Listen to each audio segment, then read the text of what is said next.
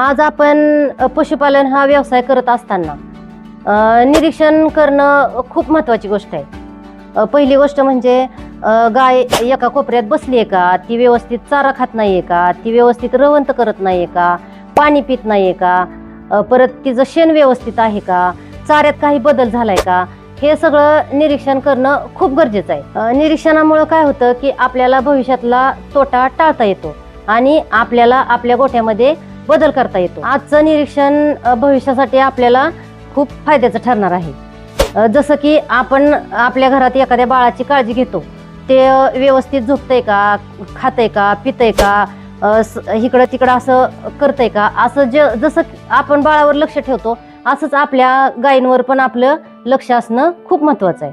म्हणून प्रत्येकाने रोजच्या रोज गोठ्यामध्ये निरीक्षण केलंच पाहिजे